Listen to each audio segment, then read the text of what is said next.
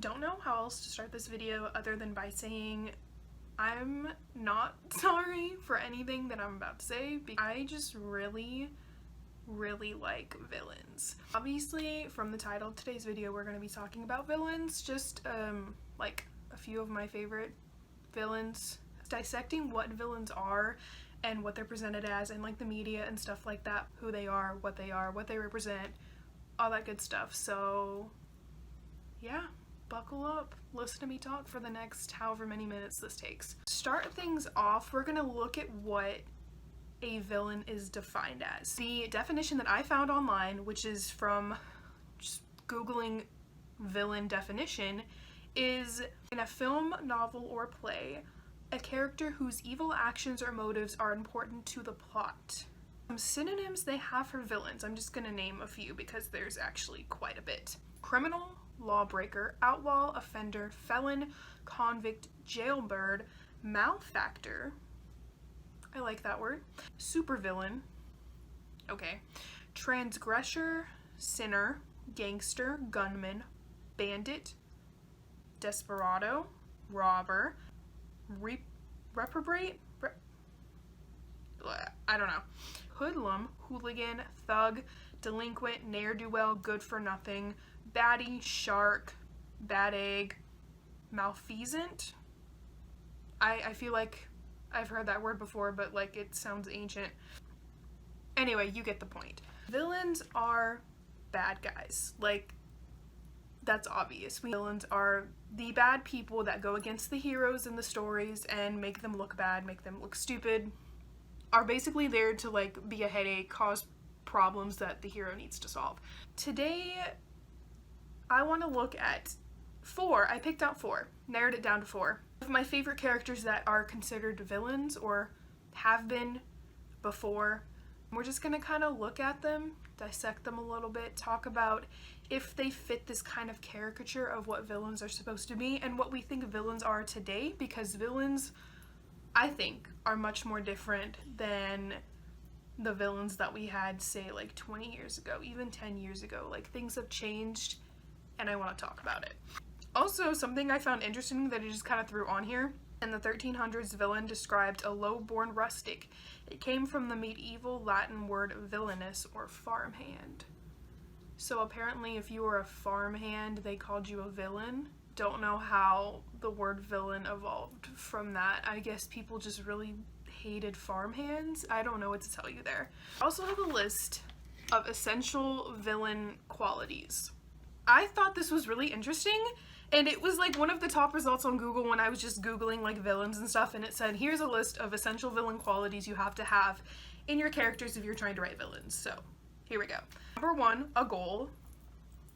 Yeah, that's just a given for any character that you set out to write. They need to have a goal, or else why the hell are we caring? Like, why are we reading about them, or watching them, or giving a single shit about who they are?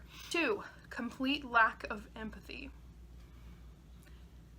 Here's where things get a little bit weird. I literally wrote out the word boo, like, I don't know if you guys can see, I wrote out the word boo, because I definitely disagree with that. Complete lack of empathy, I guess, makes for like your cookie cutter kind of villain, but that is really boring. If you have a character that has no sense of empathy whatsoever for the things that they're doing, then it's really easy just kind of like toss them to the side. Like, you know, we already know what they're there for.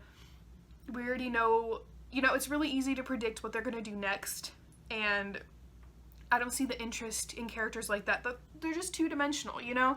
If you don't have any sense of empathy or any sort of emotion differing from the fact that you're evil, quote unquote, then why should I care about you? Yes, that makes you kind of like a classic villain, because that's how villains have always been looked at, that's how they've always been classified, but those aren't the type of villains that I like. I feel like that's something I should establish now. All of the villains that I enjoy, that I like, have, in my opinion, a sort of sense of empathy to them. Even if it's something that's really minuscule or it's something very deep down, I think that all of these characters have empathy in them. That's what makes them interesting to me. Like, they're still human. Just really important to me that villains have emotions. I don't know if that made sense, but we're gonna move on. Number 3, genius level intellect. I guess. You know what? Actually, you know, I agree with that. You have to be smart if you want to be a villain. Now that I've said it out loud, that, like, just makes sense to me. Villains are very cunning, and they get their way. Like, you know, they work to get their ways. They want things to be a certain way, and they work hard to get it to that point. So they have to be pretty smart in order to do that. They just have to be really, really intelligent. That actually makes a whole lot of sense. Like, at first when I was reading this, I kind of didn't understand it, but now I said it out loud. Like, yeah, you can't be a dumbass and be a villain. Actually, you probably can, but you know what? We're not even gonna go there today. Like, we can't. Number 4 is great sense of humor. Absolutely not. I wrote the word huh in parentheses next to this because, like, it doesn't make sense to me. I think this list was, like, kind of basing itself off of the Joker because it considered the Joker, like, the greatest villain of all time. But again, we're not even gonna go there. Humor is, like, obviously something that is a perk, and it's something that probably draws a lot of people into liking villains or liking specific characters because they have a sense of humor. But I don't think it's essential. It definitely helps, and I get it because I'm a sucker for, like, really funny characters and really funny people in general, but I don't think it's essential to being a villain. Just my opinion. Number 5 is an interesting background. Yes. I think that, like, this is gonna sound really bad or, like, shallow. I don't know. I think if you want to be a good villain, they have to have some sort of, like, not necessarily tragic backstory, but, like, an interesting something happened to them in their past backstory. You take a villain and he's just, like, a normal person from, like, you know, nowhere, freaking Indiana. Sorry if you live in Indiana, that's just, like, literally the first thing that came to my mind was Indiana when I thought of, like, nowhere. I'm sorry. If you come from a background that's really basic and, you know, nothing interesting happened to you to make you the person that you are today, then you kind of suck. Like, it's the same thing with heroes and just, like, characters in general. I feel like your backstory says a lot about you as a person and is used to predict actions and the way you're going to react to things in the future. Something from that past is going to have an impact on who you are as a person. And if you're a villain, you have to have that essential kind of backstory to you, because then why are we even paying attention to who you are? If that makes sense. Hope it did. I'm sure you got it. Number 6, dressing sense that stands out. Yes and no. I don't think it's, like, detrimental if you look normal as a villain. Like, it can be interesting at times. Like, you can use that to play with, like, plot and things that happen, you know, like certain disguises. You can make yourself look like someone else, or, you know, just, like, dress normally so no one suspects who you are. But I mostly agree with this because villains just look really cool. Like, that distinct look to them. They dress in, like, black and, like, dark greens and reds and, like, what other color? That's literally the two that are coming to my mind, but you know what I mean. Like, really dark colors. Usually, like, regal and, like, fancy looking, or just, like, really well groomed, well maintained and, like, polished. Like, oh, you take care of yourself. Like, that's hot. You know? I don't know. I don't think it's essential, but, like, it's definitely up there. And I personally, if I was creating a villain, would definitely have that. Last thing on here, number 7, is poor time management skills. And I wrote LOL next to that one because it made me laugh, because honestly, I get it. They have to have poor time management skills because stories today rely on the villains coming in at the very last second. And, you know, there's, like, that race against time or whatever kind of thing, like when there's a bomb about to go off and the clock is, like, ticking and ticking and it gets down to, like, 1 second, and then the hero swoops in and, like, saves everyone. Most of the time that can be avoided if the villain just, like, shut his mouth or shut their mouth and stopped, like, talking, like reciting some like damn soliloquy about how they're the greatest villain that ever lived, giving the hero enough time to come in and like bust their ass and end the battle right then and there. That is a trope that I've never been able to understand. Like, I understand it obviously, but like it sucks because it's so see-through. Like, so infuriating, especially today. Like, this could fly way back in the day and it was like whatever, because everyone just wanted the hero to win, because the villains back then were so two-dimensional that no one really gave a shit about them. And today you can't really pull that anymore because people see right through it and it's not as entertaining, and it takes away all of the like action and intensity of the entire whatever it is you're watching or reading, and just kind of throws it away at the very end like that. Again, I think this was written with like the Joker in mind and was written based off of like older villain characters, but I don't think that should even be on a list today, because then what's the point? More and more often now you're seeing villains actually win, and it's very interesting to see heroes get their shit rocked, and when the villain ends up winning and the hero's the one that runs out of time, like, I love it. I love it. That's like a literal chef's kiss. Basically what I'm trying to get at in this entire video is this next topic: sympathetic villains. Sympathetic villains are becoming more and more of a common thing nowadays, and I'm really glad, because I was so tired of growing up as a kid and like loving the villain. Didn't understand why I loved the villain so much, and it wasn't until I got older that I realized that the writing surrounding them and the way that these characters were developed was to make them like sympathetic or empathetic, you know? It wasn't just that two-dimensional cookie cutter villain that I liked. It was the ones that had actual dimension to them and the ones that added to the story other than being like the bad guy that the hero punches. I said earlier in the video, all of these characters I think have empathetic qualities to them, and I also think they're sympathetic. Some of you will agree and some of you will disagree with me on this, which is whatever.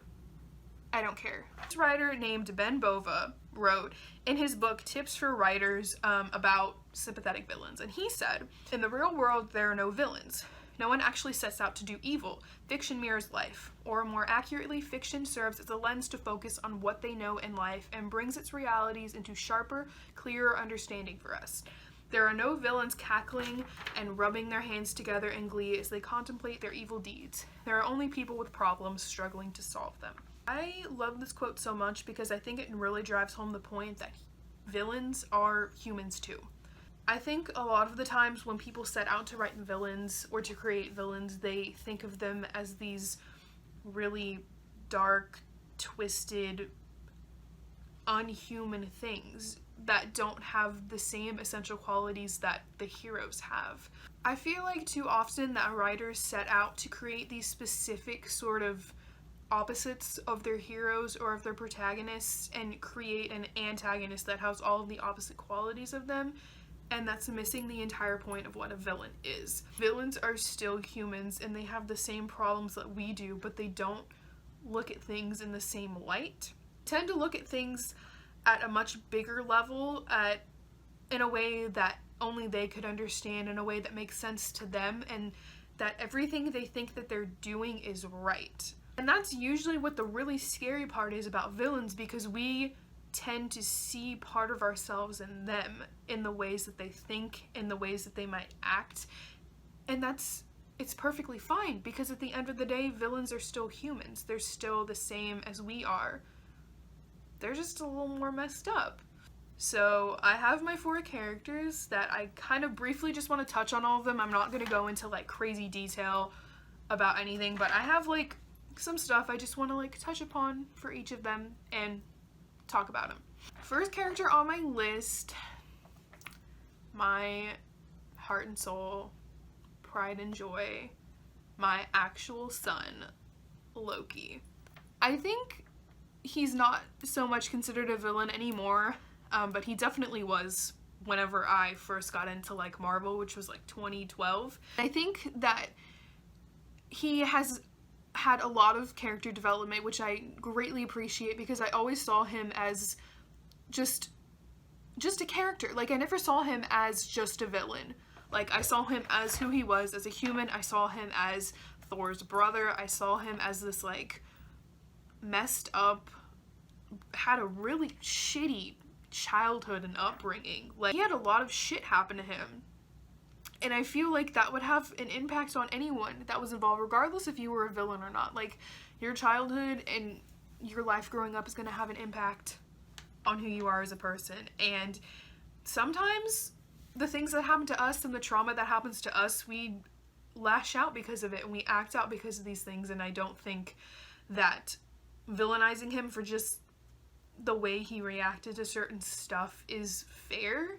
I think that some of the things he did were pretty valid. Obviously not all of it. I don't condone with him trying to, like, wipe out the entirety of New York, but, like, I kind of get why he did it. If I have a list for, like, all of them, and I said that he's a diva, yeah, like, he's a diva. I get it, and that's kind of one of his flaws. Like, he's just so dramatic about everything all of the time, and he wants so much, and it's not realistic. Like, he wants all of these things, and it's not gonna happen, and he just tries anyway.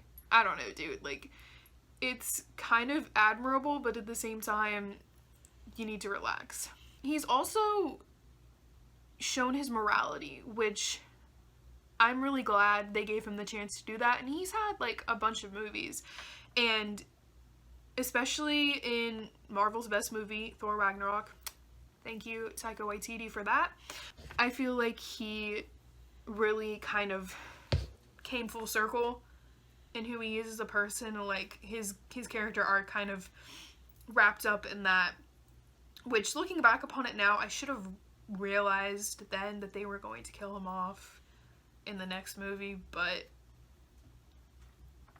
I didn't want to believe it. Like, I didn't want him to die, but alas, here we are. And the next character I have on my list, I feel like a lot of people are going to disagree with this, but I put Kylo Ren. Now, here's the thing. He's like fucking crazy. He is, and I get that, but I feel like there was a reason that they made him the person he was, that they made his parents who they were. I just feel like there's a lot that we don't know about him, and that kind of, like, bugs the shit out of me. If you want to fully understand a character, you need to understand, like, where they came from, their past, what happened to them in that past. And I feel like a lot of the characters and stuff in Star Wars kind of got that treatment, but the villains didn't. The only villain that kind of got that kind of treatment was Anakin, which obviously makes sense because he's, like, the baddest villain in the entire movie franchise. At the same time, I feel like the emphasis they put on Kylo Ren and his whole family and his upbringing was kind of squandered. The stuff that he does, like, is awful, and he is, like, trying to wipe out, like, a shitload of people, and I don't condone that, but he is just such an interesting character. Like, I don't know. I think it has a lot to do, and with all of these characters, I think it has a lot to do with the actors that portray them, and that kind of tugs at my heart because I am a theater major, so, like, I know what it is to put your all into a character that you're portraying, and the hard work that goes into the acting and, like, dissecting your character and stuff like that. And I just really think that all of these people and their actors did a great job at doing that. The thing about Kylo that I kind of, like, I talked about it before, but he, like, genuinely thinks everything he's doing is okay. And for someone to think that, they have to have such a, like, fucked up life to them. Someone doesn't just wake up one day and decide that they're going to wipe out majority of the universe. Like, that just doesn't happen. I don't know. I don't know. I'm not sympathizing with him. I just want to understand him more. And I think that's why he's on my list, because I don't quite understand him. And I like to understand all of my characters. Again, I'm fairly new in the Star Wars fandom, but at the same time, I honestly think it's, like, pretty valid. So if you're a Kylo Ren hater, like, click off this video. I don't know what to tell you. The third person on my list, The third person on my list is Draco Malfoy. I know it's like shitty of me to say like, oh well, all the stuff he did when he was younger, he was a kid. Like, you can't blame kids for the things that they say, which is wrong, because you can. Like, kids have developed brains, like, they know what they're saying, they know the intentions, they know what's going on. He wasn't a kid for very long in the series. Like, in the first book he was 11, second 12. Like, after he hit 13, like, come on, you knew what you were doing. But the thing about Draco Malfoy is that he had such a terrible childhood. Like, if you take a minute just to look at his family tree and like who he has associated with his entire life, like, I think it's fair to say that that had a huge impact on him. I don't think it's fair that people classify him as a villain, especially when we get later on into the books, like Half-Blood Prince Draco. Oh my god. Like, I don't think you can call him a villain in that book. He was being forced into everything that he did, and I just love him. Like, I will defend him until the day I die. A lot of the stuff he did when he was a kid was unforgivable. The names he called people, the stuff he said to people, like, he was a bully and he sucked. But he grew as a person out of that. He made decisions not to do certain things that he very well should have, and his family would have done it, and everyone else he knew would have done it. He, in my opinion, is the definition of a villain brought up by society. Like, society turned him into a villain, and all of these kind of elements molded him into the person he was. And I'm not saying that's excusable or anything, and what he did, you know, can just be forgiven, but there is a lot of shit going on. At the same time, while I think we should still hold him accountable for all the stuff he did, I really pity him. I can't even imagine the shit he went through. The last person on my list is Jaime Lannister from Game of Thrones. So, I don't think he's necessarily... He was considered a villain for a little while, but he, you know, towards the end or whatever, he wasn't. But a lot of people still fucking hated his guts, and I never really understood why. My thing is that earlier when I was talking about the list and it said genius level intellect, and I said that, you know, some villains could be dumbasses, I feel like Jaime falls into that category. I feel like his dumbass didn't fully know what was going on most of the time. I feel like he had good intentions and he was a good person, but all of these situations he found himself in just prevented everything from happening.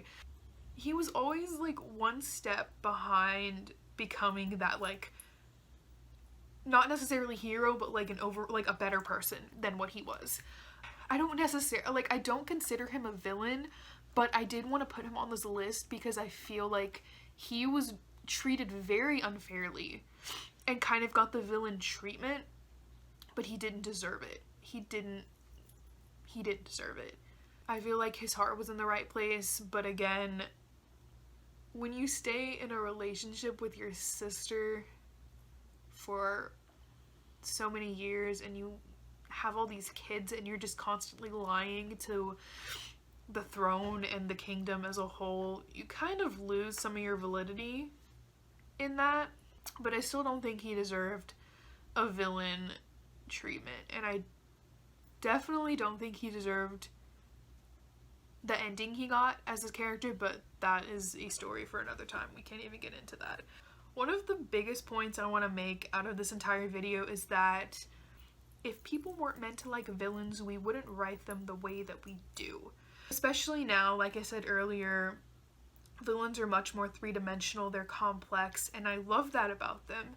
And if people weren't meant to at least kind of give a shit about what was going on with a character, then again, they wouldn't write them the way that they do. They give these characters senses of empathy and sympathy so that we see the human in them.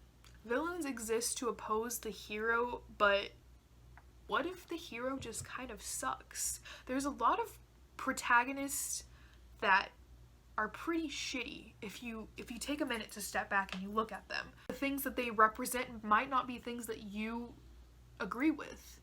And that's okay. It's not our fault that we tend to identify more with villains, not literally, but figuratively. Again, because they face the same problems we do. I think another thing that's important to note is that heroes don't just appear out of nowhere. Make that decision between, this is gonna sound cheesy, but like between good and evil. The protagonists and heroes that we have today could have easily fallen into that evil trap. I'm gonna make a Star Wars reference. If we're talking about Anakin, like Anakin is the perfect example of a character that very easily could have gone on to become this giant superhero. He made that decision based on a very human emotion and a very human need. He wanted to save his wife. He wanted to save like his unborn babies. Like everything he did made sense and he thought he was in the right. And I think that's why Anakin is such a like loved villain, because back when those movies were, which really wasn't that long ago when those movies came out, I feel like people hadn't really seen that before. And they made a whole entire trilogy talking about how this villain came to be, which is what I think is missing from Kylo. And I think it's missing from a lot of people. Like, I'm not saying to make 3 movie trilogies about each of the villains that we, you know, have, but a little more backstory could say a whole lot. And I feel like if villains had more of a backstory, that a lot more people would tend to like them. I feel like a thing that's preventing a lot of people from admitting that they prefer the villains over heroes is that they're afraid that they'll get ostracized or that people will look down upon them for liking a villain. And that's pretty true. Like, some of the villains in my list, like, are horrible and they're terrible people, but at the same time, they're so interesting. I'm not advocating for like mass genocide or anything. I want to know more about them, and I don't think that's like a capital offense. To end this, I have a little like statement of what I was basically just trying to say this entire video, and I am trying to say I love villains and they're important and get the most attention and work done on them because they're so special. Just because you like villains doesn't mean you suck. It just means you're human.